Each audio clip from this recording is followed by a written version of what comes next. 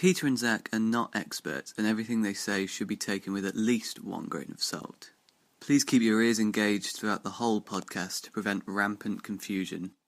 Now, brace your mind for impact.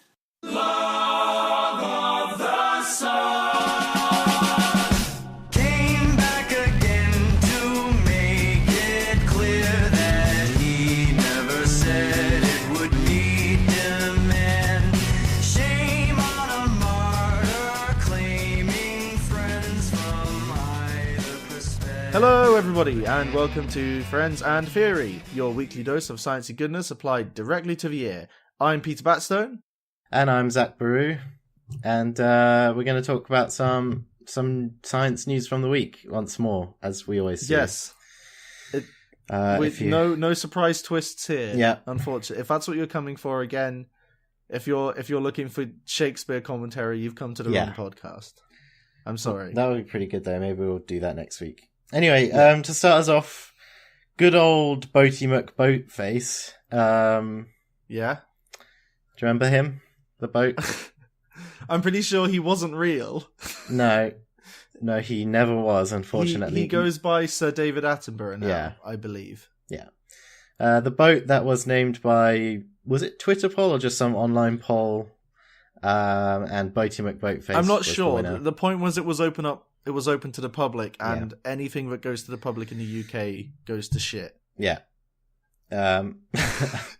Even though they decided not to name the boat, which was an Antarctic, or was it Arctic research Antarctic, vessel. I think. Right. Well, I think it can go to both if it wants if it really wants to. Yeah, they decided to name the main boat after Sir David Attenborough, which is nice. But they have named one of the small submersible remote control vehicles that is carried on the boat after Boaty Mc Boatface. So there we go. And soon, Boaty Mc Boatface will be going with the British Antarctic Survey with a team from the University of Southampton and going to study all those cold, deep water environments out there.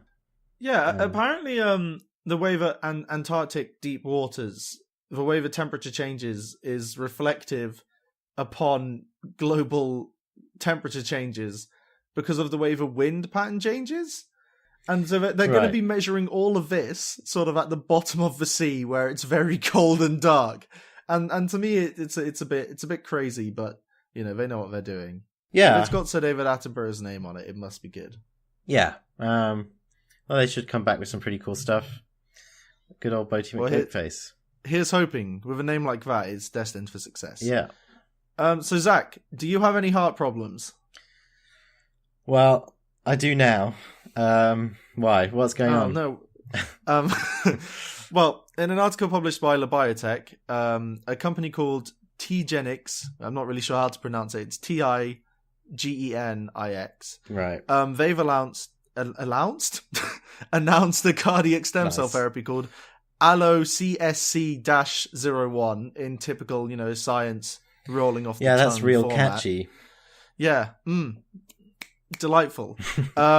It has successfully reached its endpoint of its phase 1/2 trial. I'm not sure if that means 1 and 2 or 1 or 2 or half trial, but it is going into a phase 3 trial. So I'm assuming that it's sort of 1 and 2.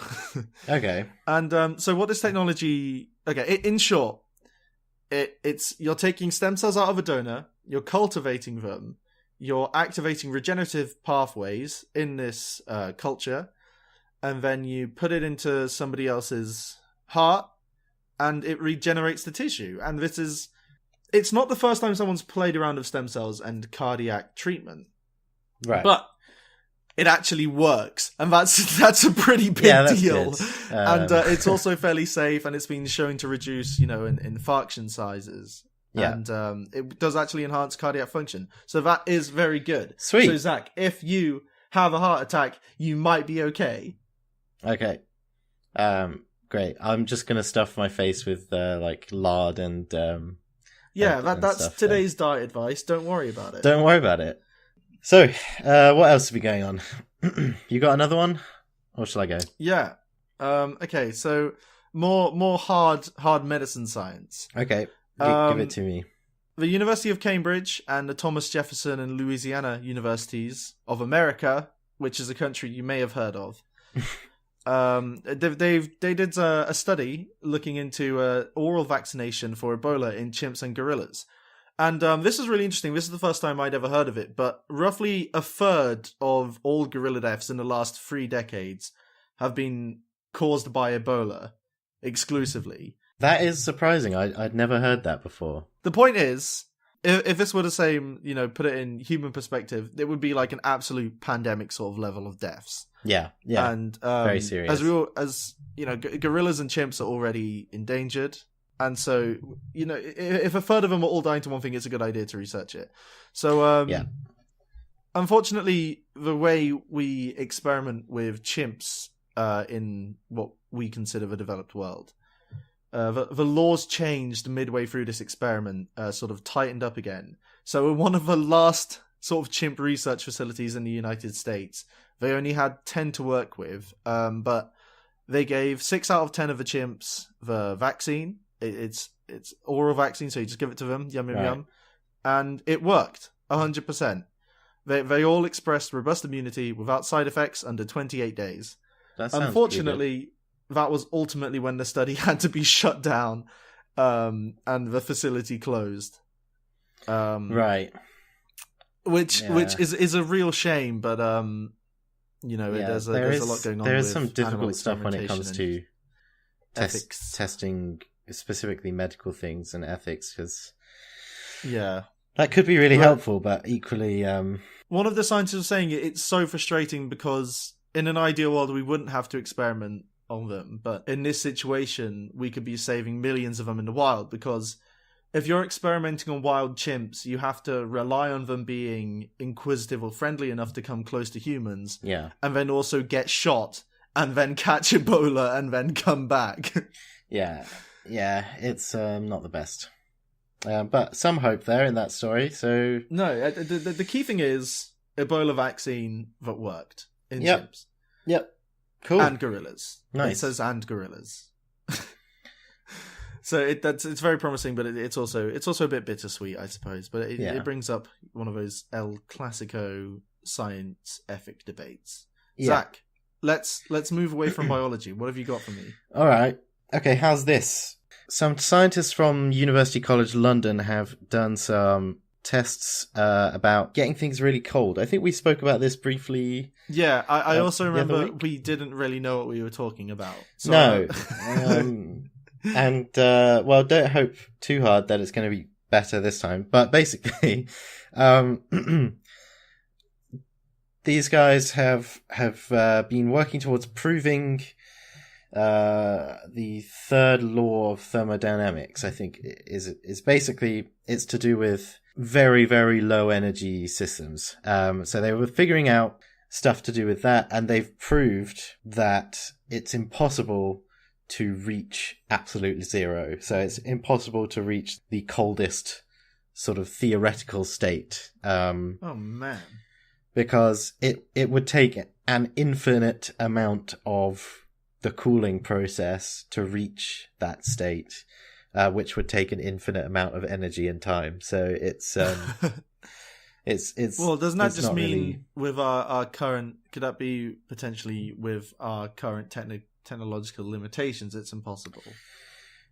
I think it's more about the way that you make something that cold. It's basically just a series of steps that require time and energy that take heat out of a system and sort of disperse it elsewhere. But every time you do that, if you're getting colder and colder, it requires either the same amount of energy for less result, or even more energy for less result, because the colder and colder you go, like the smaller amount of effect you have. Right. It's all that good quantum information mathematics. That really makes my brain hurt very quickly. We know a lot about that stuff, so we're experts. Nice. But so you can't get to absolute zero, according to this study. Okay. Wow, I'm not sure how to feel about that, because I Yeah. know I can get cold, but not knowing that I'll never be that cold Yeah. is a bit It's disappointing. unattainable, Yeah. which I suppose makes it kind of alluring, doesn't it? Speaking of, Zach, Yeah. have you ever smoked marijuana? No, you haven't, because it's That's illegal, right. and we're good boys, Yeah. and we wouldn't do that. But this is really interesting. So this was reported by CBS News. There was a farmer in Italy, and he grew all kinds of crops, and he had a bunch of sheep, and there was also a really large steel mill nearby, and the steel mill was leaking all kind of nasty contaminants into the soil, and then eventually everything died that he liked. That's a pretty sad story. Hooray! overall. The end. No. That's not what we're about here on Friends in Theory. Yeah, hold on. He didn't quit. Instead, he managed to get a low THC containing variant of the cannabis plant, and what it does is it's really good at removing toxins from the soil and either storing or converting them into Okay. harmless products. And this is just like really cool. It's a really good application, and he's also allowed to just grow a ton of weed, which is what there wasn't protects his any farm. follow up. I don't know if CBS Maybe he were just like, lied about the whole thing. hey, can you get me an eighth? Of course, I don't know what that means. Yeah. I wouldn't. Cool. So if you want your soil in your garden to be good, start growing cannabis, basically? Is that the advice? Yeah, if a That steel way. mill has killed everything you know and love, just start growing some weed. Yeah. It's that easy. Yeah. That'll solve your problems in more ways than one. This is the Who Cares episode. Yeah. Eat what We you are want, slamming out that advice this week. grow some weed, and Yeah. get really cold. Moving on. Zach, show me the money. Well, I would if I could, but unfortunately, this is quantum money. Oh God! How disappointing! Yeah, I know. So, quantum money is a pretty cool thing. It's been proposed for a while, apparently, and it was suggested that like quantum money would be super secure because you can't like forge it very well or steal it. But yeah, I mean, you can't forge something if you literally have no idea what it is, and when you when you think Yeah. about it, it makes your head hurt. let's not beat around the bush. Neither of us would be able to forge it because we have no idea what's going on. But like, someone could forge it, is what some scientists in the Czech Republic have recently demonstrated. They I thought you were gonna say created. suggested, like they're just someone could create this money. We're not going to do it. No, they created quantum money. What is it? Right. What? So What? quantum money is like information encoded with light. So it's basically like data, but it's represented by light. Basically, you have photons, which are particles of light. Right. And say if you wanted to transfer some funds to your bank, some quantum money funds to your bank, you would transmit them photons, which have a specific pattern of electromagnetic wave orientations that represent information. So, Right. So you can't just like shine a torch in a bank and rob them for everything they've got. no, not quite. It's a very specific arrangement of those particles. So it's a bit like a really secure serial number that sort of relates only to you. So the idea is that it would be very secure. Because you can't copy quantum information perfectly. But the thing is that we're not that good at transmitting or reading that kind of information. So banks would have to accept information that was close enough to what they were expecting, but not necessarily jeez. exact it. So imagine it like a £5 note that's had like one corner torn off is like the example. A bank would still accept that. Right, but it's not quite like Oh, what's your pin? 4567? Yeah, that's close enough to 4566. No, And you come. not like that. Welcome to But the bank Gringotts. would have Here's to- all your coins. The bank would have to accept that sort of quantum code with a certain amount of expected mistakes, because we can't transmit the information perfectly. Oh, So man. if someone could forge a copy that was close enough, it wouldn't necessarily have to be exact, and then they could transfer all of the... Okay, money. but if you were going to be forging quantum money, you'd need like a supercomputer, and You do need also, some pretty like, serious tech. something yeah. that can read quantum money. Yeah. Yeah, Which I you wouldn't mean, even get in like a a half decent lab. It would have to be like Yeah. really dedicated specialist equipment. But so someone with the right equipment and someone cleverer than us could forge quantum money. There you Well, go. it doesn't matter because nowhere accepts it. So I hear that's the next thing after contactless. Like, you can do it in Boots. They accept quantum money. yeah, you just bring a torch Shine it in the cashier's eyes. and then take the products. And go. Yeah. Good. Don't rob Boots. Don't rob Boots. Don't smoke weed. Don't go underwater. Don't have a heart attack. Don't catch a boat. Yeah. Have we got any more advice, or is that it for now? Go to school. Brush your teeth. That'll do. No more Yeah. advice. Learn quantum mathematics. And so you can... learn how to disguise yourself from predators. Which segue, next section, here we go. Camouflage. Whew, I that was learned how another to good spell one. it this week. How do you spell it? Not like camouflage. It's No? camouflage.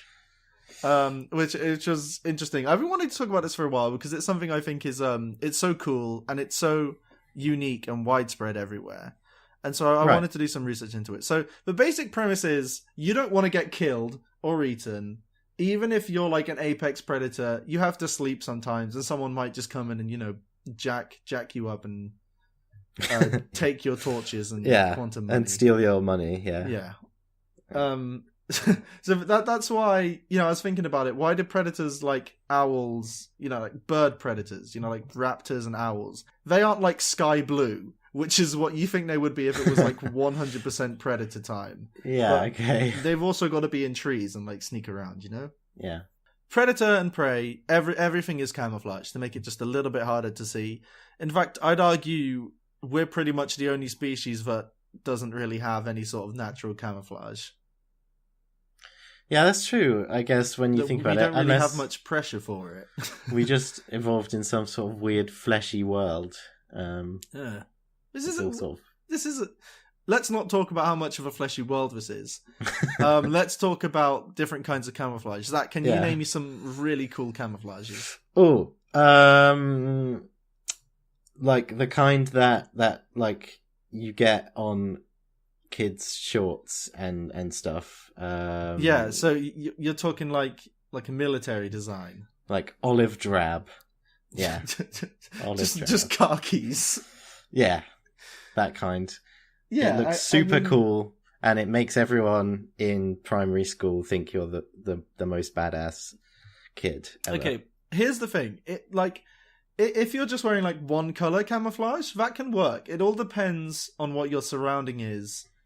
So if you were in like a desert and you were wearing like full khaki, you just lie down on the ground. You might be harder to see. Yeah. And so there are all different kinds of camouflage. My all-time favorite ones, the most interesting ones to me, are the ones, like stick insects, and Right. ones that can basically perfectly mimic something that Yeah. isn't them. Mimicry is like a pretty extreme form of camouflage. I imagine. And there are like frogs and owls and geckos and moths, and they all do this. Like, so you see, these images, and it says like, "There's a frog here." And sometimes you're just like, no, there isn't. And the point of the picture is showing you just like how good and sophisticated the camouflage can become. Yeah. And it's, for the majority of species, it's just something that's been done through natural selection, just kind of what works. And that's what makes it even crazy as to like the level of specificity that's been made. but then again, the ones that aren't so specific all get killed. Yeah, yeah. It's pretty crazy how specific some things can become within like a limited environment. But then you've got some more sort of broad camouflage patterns that you see on more wide-ranging or common animals, I guess. Just when you think about English wildlife as well, there's just pretty much everything you see blends in with its environment in some way or another. Yeah, and like snow leopards are just sort of blotchy and grey. And that's fine because they're always, sneaking around the mountains and the snow. Yeah. They don't have to hide in plain sight. But even in countries where the seasons change, like dramatically, so Arctic foxes, when they change coat, their camouflage changes. And that's even more insane. That's just absolutely crazy. Yeah. So when they change their coat? Snowy, they're all white, and then when it calms down, they go kind of like grey and brown. Oh, wow. I never knew that. Yeah, I saw some images of it, and I was like, this is crazy. Nice going, Arctic fox. Yeah. Well, obviously the camouflage wasn't that good because they were able to take both pictures, but you tried. So a lot of these are disruptive coloration, and that's sort of like if you had like the outline of you, and then someone just took a pattern and sort of superimposed it on you, but the pattern doesn't line up with like the contours on your body at all. So you can't really tell where Zach begins and Zach ends because it doesn't make sense. Zach doesn't make sense. It is incomprehensible. I've heard that before. Yeah. It's really interesting that sort of thing works because it's when you think about it on a sort of direct level, it's like I've made my skin and hair all really weird, bizarre pattern of color, and that's messing with your brain, so you can't recognize me. And then you got to remember that evolution takes like millions of years, and it's a very very slow, gradual process, and that it gets there eventually. And it's also important to remember that natural selection doesn't work with a goal in mind. It's just like a step-by-step process that leaves a result. Which is why you can get some really crazy camouflage patterns that literally just happened because that's what survived. Yeah, so this, I saw that there was a theory about how and why panda camouflage works, and it's because they live in the trees. And if you're looking up from the ground and you're looking through this sort of patchy tree line, pandas would probably just look like, shadow and bright light patches in the night sky, which is apparently a very weak form of camouflage. Yeah. So someone who does the black and white look better would be zebras. So they've got the vertical stripes, and that sort of disrupts them because they live in like tall, long grass. Yeah. So the pattern sort of matches that. But what makes the whole disruptive camouflage thing interesting is that if you're in like a pack, that makes it even harder. Because you can't tell when one zebra end begins and like 20 zebra ends. Yeah, and a lot of those like ambush predators work on singling out an individual from a group, don't they? So I guess that just sort of adds into the strength in numbers kind of strategy that those types of animals use. Yeah. But then the question is, if zebra camouflage is so good, why doesn't everyone have zebra camouflage? And I can tell you a theory. Oh man, I thought you were going to leave me hanging there. Yeah, there you go. Everyone go and do your homework. This episode's over. So, the universities of Exeter and Cambridge found that predators can get used to camouflage. And so diversity between species is necessary. Oh, because if everyone had the same camouflage, then they would just all get killed anyway, because the predators would get used to it. You get better at recognizing it. So this test was they had humans like clicking on a screen looking for moths, I think it was. Okay. And the ones with the highest sort of contrast on the background would start off hardest to see, but then would be the easiest to see by the end of the study. Right. And I think I always feel a bit comfortable when like you start saying, yes, we're a good model for predators or something like that. But I guess technically we are. Yeah, certainly pretty good. I mean, we're pretty smart too, so I don't know if that factors into it at all. Yeah, I mean, we came up with like quantum money, so Lions don't have that. Zebras don't have that. Yeah. Screw you, lions and zebras. So we also have, though, not just disruptive coloration and not just, matching my background coloration, constantly changing body color. And, the two best examples of this are chameleons and cephalopods like octopi and cuttlefish. And so... Yeah, right. You see those quite often. Yeah, so cephalopods, like the cuttlefish, have the widest range of patterns and can change them really quickly. Like, it was already impressive, but being the best in just like a really impressive class is just like is really something else. So they can rock like between 30 and 50 different camouflages. Wow, that is way more than I thought. Yeah. What, just like specifically different colors or is it based on environment? The wording is just camouflages. So I think it would be like, types of pattern, types of different like color mixing up.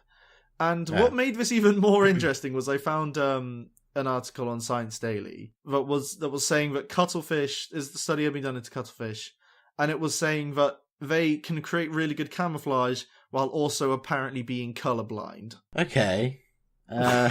Which is I guess that is kind of weird, but what if you think about it, I suppose it's reliant on whether the predator is colorblind or not, I suppose.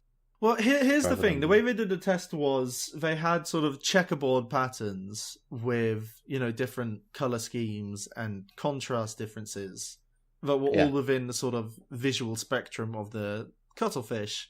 And they were kind of just looking at how it responded. And for most of them, it just didn't do anything. It just sort of identified the checkerboard as a cohesive pattern. No, not a cohesive pattern, just one uniform color. Right. But they could identify more than, sort of 15% contrast differences, which maybe factors into it if they're moving between lots of different zones. But it's ultimately still like an area of mystery for us. Yeah. And another thing about color change is that maybe it's not necessarily for just camouflage, and that there's a lot of studies that suggest that it's really good for signaling. This is my favorite study of the week. This in Australia, they did a chameleon study, and what they basically did was they'd have like a stick, like a long stick, and they would change up the background, and then they would put two chameleons on opposite end of the stick and see like how angry they got at each other and like what they did. Because they're sort of territorial and solitary. Except for when it comes to rumpy pumpy time, which is most animals do that really. Yeah. And they found that the variation of dramatic color changes between the species correlated with social interactions, and it didn't have anything to do with the background. So they were purely changing color based on how angry they were. Yeah, or like trying to communicate. Because most of the time they're kind of like they kind of do have like a base level camouflage, but when you're like watching a movie and like the chameleon just like goes invisible. It would just go like bright red or purple or something. Yeah. Well, I mean, it would seem pretty weird if they didn't use it for signaling, to be honest, I guess. Cause, and they can do it in like a matter of milliseconds. So the theory was that like chameleons can see that, but predators can't. And we're going one step deeper into this hidden communications channel. I'm ready. So have we got a chameleon as a guest? Yes. We don't. That was a lie. Oh. I wish I did. I wish I had a chameleon. Chameleons are cool. We'll get one next week. Yeah. Anyway, sorry. What were you going to say? I just completely interrupted you. We're going deeper. So, the Marine Biological Laboratory, which, although sounds just like a general descriptive term, is actually a definitive place. I checked. Okay. A team of researchers from there were doing some research into the long, thin inshore squid, Lodigo palei. I probably pronounced that wrong, but nice. The point is, They discovered that these squids have a hidden communication channel through their adaptive camouflage for polarized light viewers only. And they view polarized light. Yeah, they can, and like nothing else in their environment can. Yeah. Man, which that is amazing. So cool. So nothing else can see the light that they are reflecting, basically. Yeah, and that is it's just a madness to me. And I kind of imagining that one day just like a shark's going to get the ability to see like polarized light, and it's all going to go horribly wrong. But well, it could happen, but then it's such a unique and cool advantage. Yeah, that's amazing. Yeah, so they can send these messages to each other without actually disrupting their own camouflage. Yeah, and just to sort of finish this camouflage thing up. So we were talking about the coolest kids in school. Yeah. I personally think the coolest ones are the ones that, you know, have like the splotchy patterns. The sort of, yeah, I know the one that you mean. I think, like maybe as a backpack or shoes or jacket. Yeah, maybe all three. Yeah, and then you don't know if they've come into school or not because they're so well disguised. Yeah, you can't even see them. It turns out splotches aren't the best form of camouflage. And what is now being called digital camouflage, which is like random patterns of squares, is actually more effective. That breaks up the line of sight, I guess, a bit more, does it? Or something to do with... Yeah, it's they're more disruptive to begin with, and but they also work at whatever distance. Okay. So if you had like a large blotchy pattern, that's only good when you're far away, and a small pattern for if you're up close. But if you have digital camo, it kind of works at like any range. And it just seems so crazy to me that like squares are the best camouflage, but apparently that's so you've just got like random different sizes and colours of squares just sort of blending in with each other. So because nothing in nature works in terms of squares, really, does it? I don't know animals have digital camouflage, so yeah, at least I don't think they do, because, you know, again, evolution does not work towards a goal. It is a natural process. It doesn't always make the perfect solution. It just makes a solution that's good enough. Yeah. So there you go. That's my little thought piece. That was pretty cool. So now you know the best way to hide. Yeah. The lesson I'm taking away from that is that if you're a primary school kid, and for some reason you're listening to this podcast, and you want to skip school, then wear digital camouflage. Wait, no, hold on, because would you still need to be at school but camouflaged? And grow your own weed. Oh, God. Weak and strong and wet and dry and right. Hi, everyone. Number one camouflage expert, Peter Badstone here. We hope you are enjoying this episode of Friends and Theory. And of course, we'd like to invite you all to get in contact with us and find us where you can. So, on Facebook, you can find us at facebook.com/Friends and Theory, all one word. On Twitter, we are at _Fatcast with a capital F, T, and C. On YouTube, you can find us at Friends and Theory, but you've got to do the quotation marks around it, or otherwise you'll just find theories about the show Friends, which might actually be what you're looking for, but if you're looking for us, that's no good. And on SoundCloud, we're Friends and Theory. And we're also, you can find us on the iTunes. Our RSS feed is working, so you can download and listen to the podcast on any application of your choice. I recommend Podcast Addict. That's the one I use to listen to all my favourite podcasts.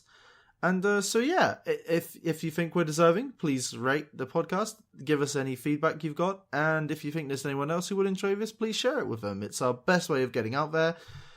Thanks again. Let's get on with it. Don't deny it. Leave if you can't stand the thought of... Do you ever get that feeling of déjà vu? Do you ever get that feeling of déjà vu? Yes. That was a déjà vu joke. Oh. So you have had déjà vu before. That's what you said. Yeah, I mean, I don't get it all the time, but no. Well, apparently that would be hell. Can you imagine having Just deja vu constant deja vu. constantly? Apparently, up to 70% of people experience deja vu. So you're in the majority if you do experience it. Okay, that's interesting. It's interesting to think that some people never experience it. This is like the music thing all over again for me right now. But I'm sorry, I'm interrupting you. No, that's fine. The other interesting thing is that deja vu is something that happens in people who are completely healthy. So it's not like it's some kind of disorder. But also it happens more often in people between the ages of 15 and 25 than anyone else. Okay, so that's like brain developing, but also slowing down. Some pretty interesting possible explanations. Deja vu is a weird one. We're going to be talking about deja vu if you hadn't guessed so far. That was the big reveal. Yeah, actually, we're just going to loop this bit of audio 5 times. That'll be a good joke. Anyway, we're talking about deja vu. It's one of those slightly weird things like memories and dreams that are kind of a bit weird to think about. It gets into that sort of science fantasy realm for me. Like, I still can't really wrap my head around that. And there, in terms of dreams and things like that, there still aren't a lot of concrete answers for what's actually going on there. Though there are plenty of theories out there. Yeah, I'm kind of spacing out again, just sort of thinking about it. Deja vu is crazy. Can we let's just have a quick explanation for anyone who hasn't heard of it. Yeah, okay. Just in case, don't be nice. Be nice, Zach. Be nice.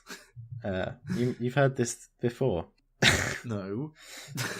Deja vu is when you have a very, very strong feeling that you've experienced something before, even though you haven't, basically. It's been around for a long time. People used to think that it was like a sign of prophetic vision or precognition. Some people still do think that, I guess. But not many. Just like really lame prophecies. Like, man, I could have sworn that I already saw this TV show last week. Yeah. I'd swear I've already been to the toilet today. Yeah. It's like I really wanted to say for a bit, the best way of sort of pointing out is that you'll know it when you get it, but then that sort of like defeats the whole point. Yeah, it's a very strong phenomenon if it happens to you. Yeah, and I guess for me it's almost like distressing not being able to like figure out what you were doing the original time you thought it happened, sort of thing. To think about it in a slightly more scientific fashion, it could be defined as an anomaly of memory. Something is falsely experienced as a recollection rather than a new experience. It's something that's been thought about quite a lot. There's quite a few different theories to do with what it's about. In many cases, in there as well. Sorry, what was that? Any friends in there as well? Friends. And theories. Oh. Wow. Wow, that was a good one. Got him. Yeah, friends and theories in deja vu. Actually, funnily enough, it's been linked with good memory functions, which is an interesting thing that I'll touch on again. It's a weird thing to study though, because it's not something that's easy to accurately reproduce in an experiment. All we can do is say that something that about the memory is not recalled accurately. One of the theories at the moment is it was put forward by Anne Cleary et al. This was back in 2012. I read their paper a little bit. They thought that it was to do with the memory, like I said, not being recalled accurately, but there are enough similarities with that memory to what you're experiencing now that it seems like a recollection. So like enough things are similar in terms of the actual spatial distribution of objects or whatever you're looking at, that it kind of triggers that recollection, even though it's not the same thing. So it could just be a sense of something familiar, but still different. I guess would be one way of scoping it. As I understand it, it's part of our brain's ability to sort of constantly interpret and sort things on the fly. And whenever we're presented with sort of any information, our brain's instantly trying to bring up all the relevant information. And déjà vu is when, I don't know, you've got like 70% match. Yeah, or something. That's one possible explanation of it. There's this slight problem where people haven't been quite able to decide whether déjà vu is like if it's like a bug, if it's a mistake, or if it's intentional. Some theories say that, it's like it's producing a false memory, whereas others are more like it's intentionally causing that sensation of familiarity. It's weird. I would say bug. That was certainly popular for quite a long time. And I'm popular, so that's right.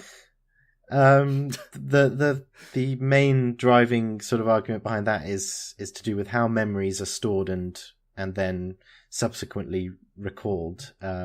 And it's about the idea that when you remember something, it's not like that image is kind of called up in your brain, like on a conveyor belt and brought round to the big movie screen in your brain, and just played again. Yeah. But rather it's more like remembering is repeatedly reconstructing something based on the last time you recalled it. So it would be like, say you had like a Lego car, and every time you remembered it, you like rebuilt it out of all the Lego pieces and then took it all apart. So if you think about it that way, if the pieces were arranged differently, or like some pieces were missing, that's how you could get mistakes in the memory. And in a similar way, I guess if something completely new was built out of those pieces of different memories, if you want to think about it like that, then you could mistakenly think that you've already seen something because your memory reconstruction was false. If you get what I mean. Do you understand what I mean, or was that just jumbled garbage? I think I get why my Lego car doesn't look like a Lego car now. Yeah. So yeah, it could be something to do with false reconstruction of a memory. Okay. And then if you built that Lego car, for example, out of different parts, but it still had a similar structure, that would be like a good enough match that your brain would think of it as a memory. I think we might be getting a bit conflated now. I'm a little bit confused, but I'm sure our highly intelligent listeners will be able to sort this out. It is a bit of a weird thing to talk about. Yeah, because it's not something you can just be like, oh look, here's my picture of déjà vu. Here's a study just describing it. It's one of those things it's like you can't. It's like saying, oh, here's my definitive view on emotions, on happiness. It's not something you can just like prescribe to everyone. And I think that's part of the reason why things like this and dreams and things like that, and even memory storage and stuff like that has been quite a difficult area of research to progress in. And funny enough, mentioning dreams, that's another thing, another theory behind déjà vu. Maybe it's something that you've dreamt, but obviously most people don't remember their dreams completely accurately. So if you saw something that you'd once dreamed but then forgotten about, no, that could be it. That's related to something called cryptomnesia, which is basically where you have information stored in your brain, but that learned information has been forgotten. So you kind of have the information, but part of the context, or actually part of the information itself, has been forgotten. So even though something seems familiar, you can't recall the memory that sort of provokes that familiarity. The way I'm sorry to just sort of bring this back a bit. No, back go ahead. to the way I sort of understood the way dreams work is when you're awake, it's like there's a guy in your head and he's just making notes constantly on everything. And then when it comes to the sleeping times, that's when he takes all his notes and puts them away in a filing cabinet. But he also has to like do some sorting. Yeah. People have linked dreams with like kind of a learning experience or something like that, haven't they? Yeah, like this sort of like combat simulations. And in a similar way, it's been suggested more recently by someone called Akira O'Connor, which that is a really cool name, by the way. Akira, at the University of St. Andrews, has been suggesting that actually no, déjà vu might not be false memory, but actually sort of a memory checking system, like conflict resolution within the brain, where it's going through and checking to make sure that your memory is still working properly. That's what they suggested. Okay. But what happens if it's not? Well, it's then not like you don't experience you just switch your déjà brain vu. off and on again, you know? Yeah. If that's a that's checking why... function, what happens when it's done checking? That's I don't know. Well, this is the thing, because that? déjà vu is much, much less common in elderly people who traditionally have poorer memories than younger people. Okay. So is that because part of the system of memories isn't working as well as it was, or is it not being checked anymore? Is that why there are more mistakes in elderly people's memories? I don't know. I can't answer that. Neither do I. I can't answer that. Leave your answer in the comments. So Akira O'Connor, he did a study, and they sort of were recording, doing a brain scan while they tried to provoke a déjà vu experience in test subjects, which were humans, obviously.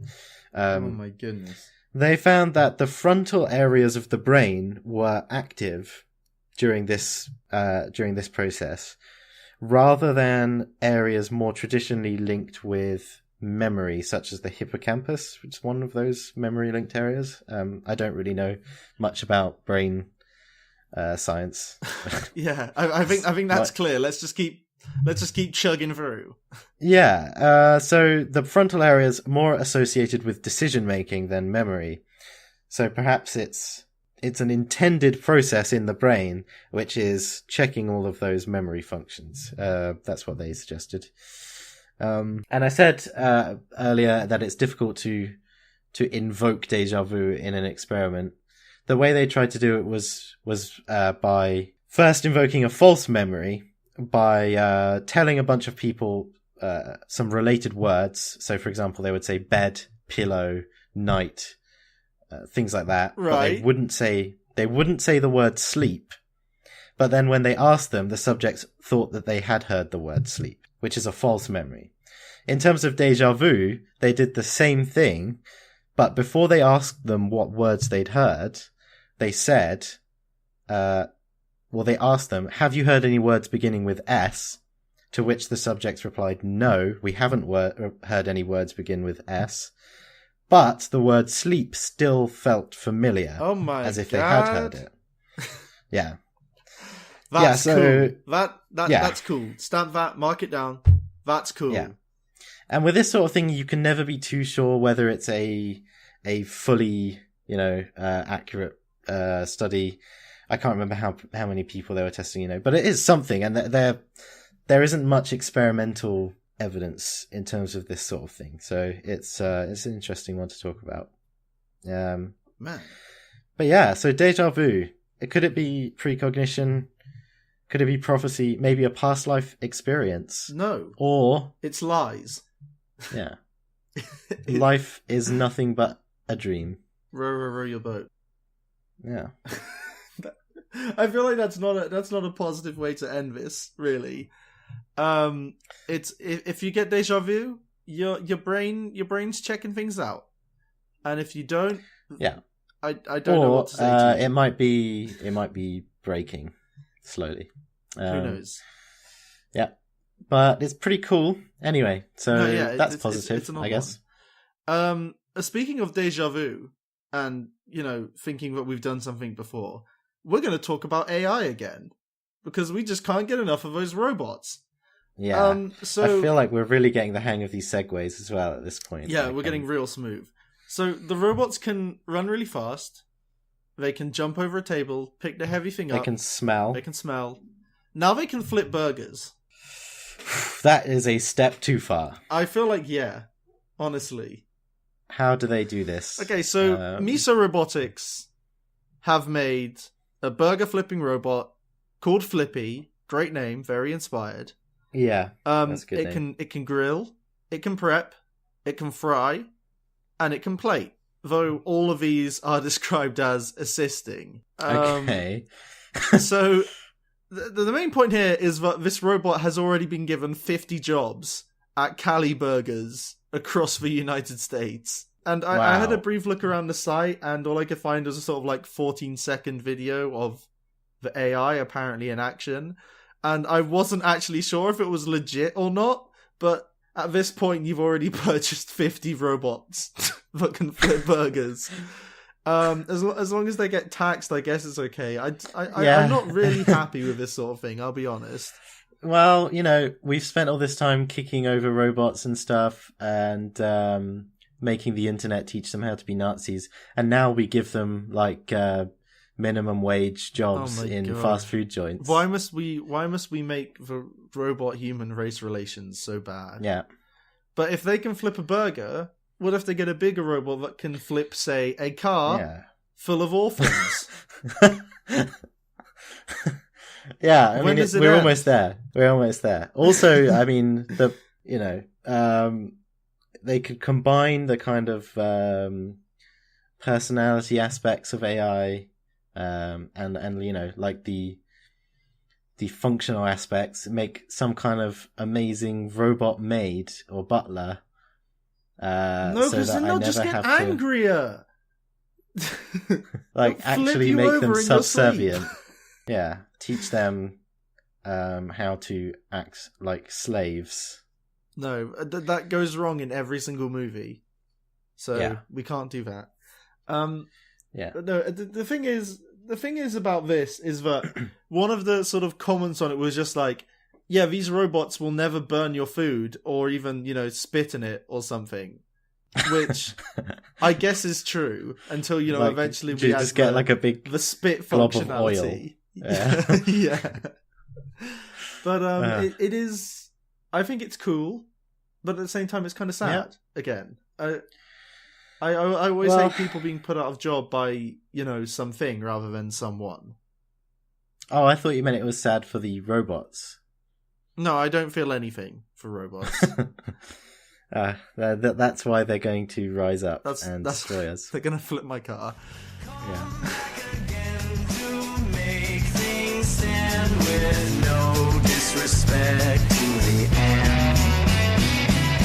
High and low and new. Hi everyone, it's Peter here. Unfortunately, due to some audio issues on Zach's end, we were unable to successfully record this sort of part of the podcast, and we did try doing it again, and unfortunately the same problem arose, and it's going to take a very long time to fix. So in order to get this out on time, and in order to let Zach get on with his life, we decided that we wanted to leave our sort of ending roundup in, but I'm going to have to do it myself this week. And hopefully you'll be able to tolerate me for long enough.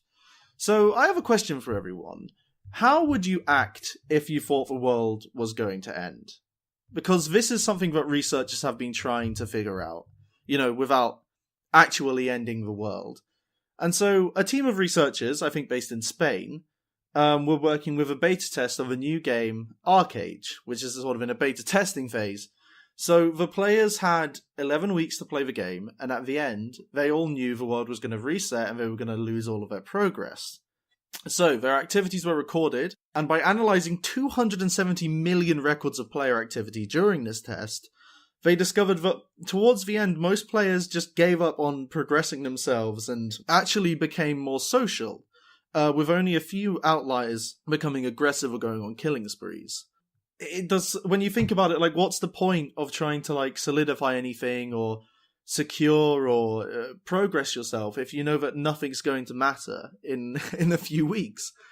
And players did stop worrying about the future because, there is no future. And actually, this is a very dark start to this section, unfortunately, but bear with me. So, also, we talk about fluorescent things and colour things a lot, and we found another object to bring with us into our awesome space rave.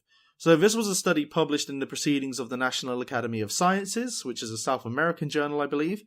And so a team from universities across South America have identified that the South American polka dot tree frog, which is a cute little tree frog, it glows blue and green when in UV light. And this is really interesting. This is a type of fluorescence. So unlike bioluminescence, the light has to be put into the system for the creature or plant to glow. And this is one of the I think maybe the first time an amphibian's been found to do this. And what makes it even more interesting is that there was sort of a red herring in there. They suspected that the frog may glow, and glow red, because of a molecule called biliverdin, which is also found in insects and causes a red glow in UV light. However, the frogs glowed blue and green. And so it turned out that this was caused by 3 hyaline molecules that were found in lymph tissue, skin, and secretions. So, just when you thought it couldn't get any crazier, we got glowing frogs on board with us.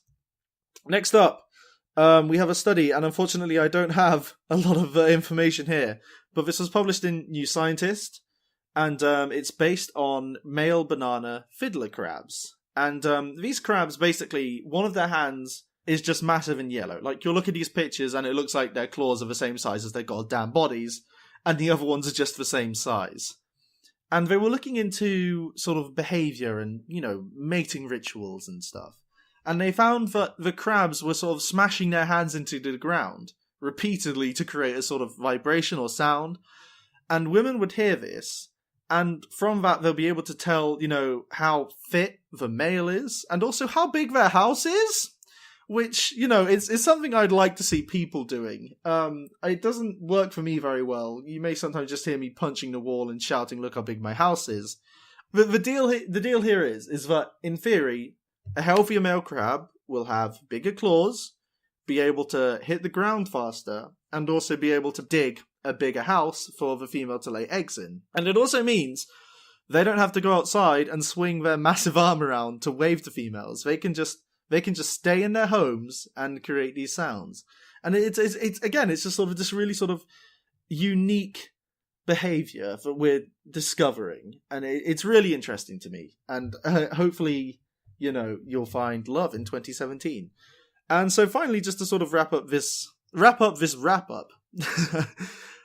Great white sharks are on the rise around Cape Cod, which initially, yes, very scary.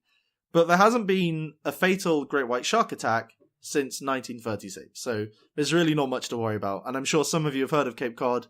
The destination is quite a popular holiday destination.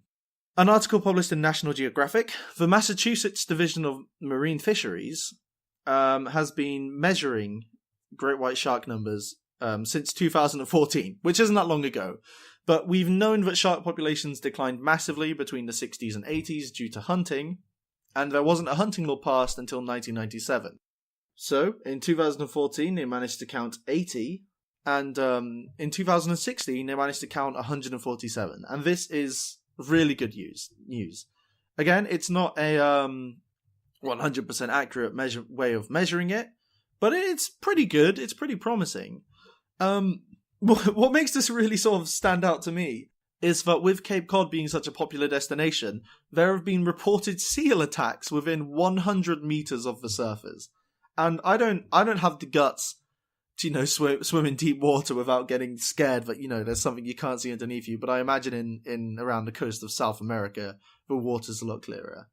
So, man, it feels kind of awkward to do the ending by yourself, but thanks everyone for listening to episode 4 of Friends and Theory. I've been Peter Batstone, and the voice you heard approximately 10 minutes ago was Zach Baru. The music that you've heard throughout this podcast and will see us out is the song And by Tally Hall from the album Good and Evil. You should definitely check it out. They are definitely one of my favourite bands ever. And we still don't have a good ending. So Shut it down, boys. Big bad Betty of the apocalypse. She opens her lips and it goes like this. When